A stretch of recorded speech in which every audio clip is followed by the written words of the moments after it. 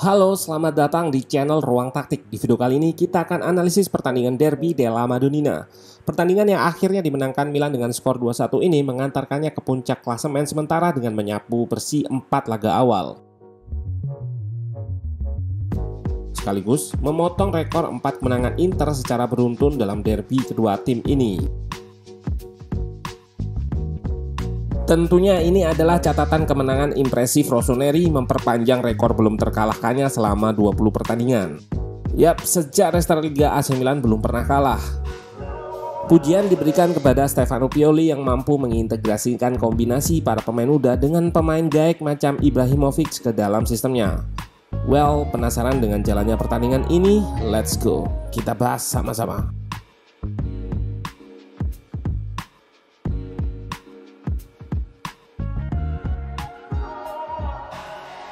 Inter turun dengan formasi pakem Conte dari musim lalu 3-4-1-2. Absennya Bastoni dan Skriniar di sisi kiri membuat Conte memasang Kolarov di pos ini. Di wingback kanan, Inter mendapatkan suntikan senjata yang baru dibeli musim ini yaitu Achraf Hakimi. Pemain yang musim lalu dipinjamkan ke Dortmund ini akan bertemu dengan Theo Hernandez yang sama-sama ex-Real Madrid. Sementara Milan bermain dengan pakem 4-2-3-1-nya. Pioli menurunkan Ibrahimovic sebagai target di depan dan diapit dua winger muda, Rafael Leao dan Saelemaekers. Di posisi nomor 10 ada Calhanoglu yang disupport double pivot Bennacer dan Kessie. Di awal laga Inter sudah mengancam Milan dari game plan Conte yang memanfaatkan wide overload. Untuk merespon taktik ini, Milan akan bertahan ke arah serangan. Lalu dengan passing range tinggi, Kolarov mengubah arah serangan ke sayap lainnya. Saat diubah ini, Hakimi sudah dalam kondisi 1 versus 1 atau bahkan 2 versus 1 dengan fullback kiri Milan. Di klip ini, kita akan melihat kendala Milan dan set play yang sama dilakukan Inter dari kiri.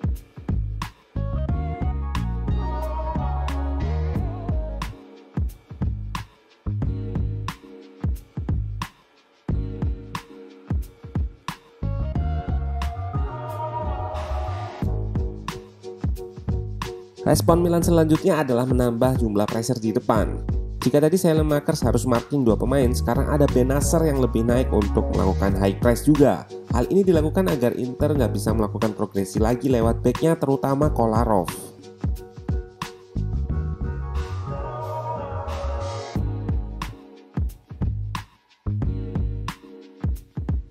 Simulasi pressingnya akan tampak dalam tactical board ini.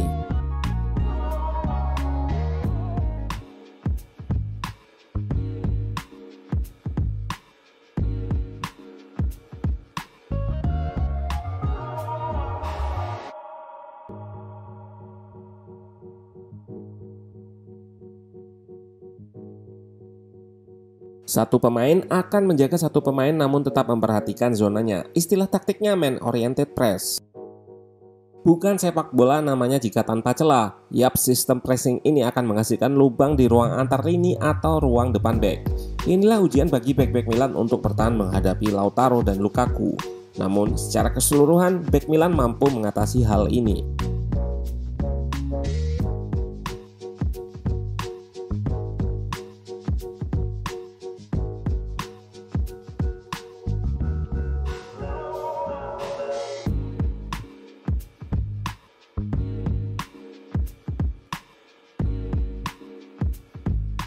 Sejak restart Liga musim lalu, high pressing adalah senjata terkuat Stefano Pioli dalam menjalani laga. Ini bukan soal merebut bola dengan intensitas tinggi saja. Pressing di area tinggi Rossoneri nampak dijalankan dengan mekanisme yang matang.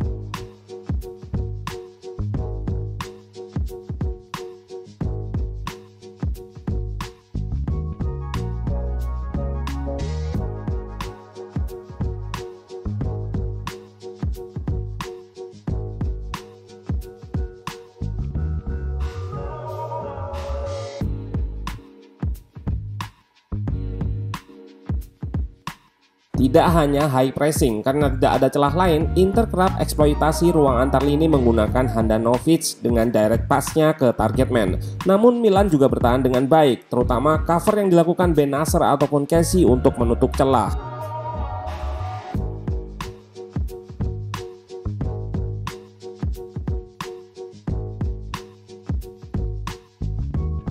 Dan yap, dari posisi bertahan ini Milan akan melakukan serangan balik atau disebut transisi positif. Inilah awal 2 gol terjadi, memanfaatkan kombinasi bertahan yang baik lalu menyerang dengan pergerakan positif dari pemain.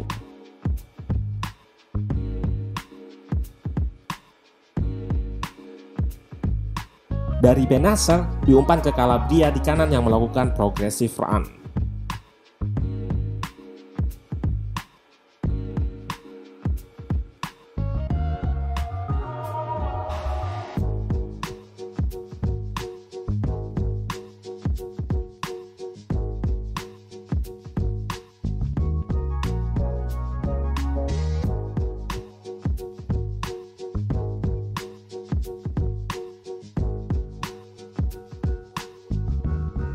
Dan dari sinilah gol kedua terjadi.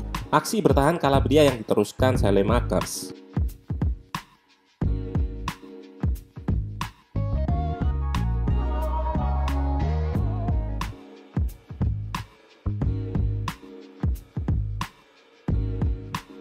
Inter mampu mencetak gol dengan set play memindahkan serangan seperti di awal tadi, namun kali ini dari kanan lewat situasi ini. Saelemaekers terpancing untuk melakukan press hingga meninggalkan areanya. Begitu dipindah, maka Calabria akan menghadapi situasi 2 versus 1. Dari kelengahan bertahan inilah Inter mampu mencuri gol.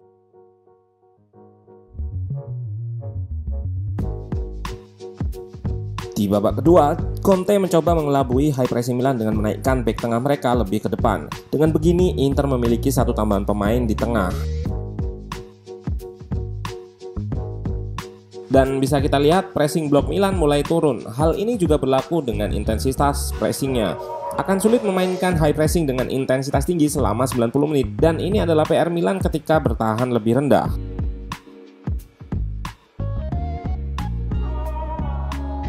Well, Pioli bukanlah tipe manajer yang punya set play seperti Conte, Sarri, atau Pep Guardiola.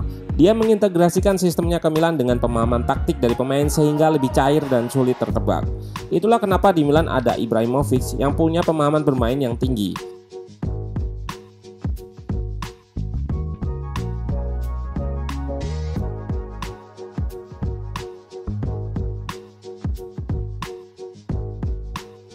Dari pemain-pemain macam Ibra, Hakan, dan yang telah bermain lama, pemahaman diharapkan turun dan terintegrasi ke pemain lain. Dengan jam terbang bersama yang tinggi, pemahaman taktik akan lebih tertanam.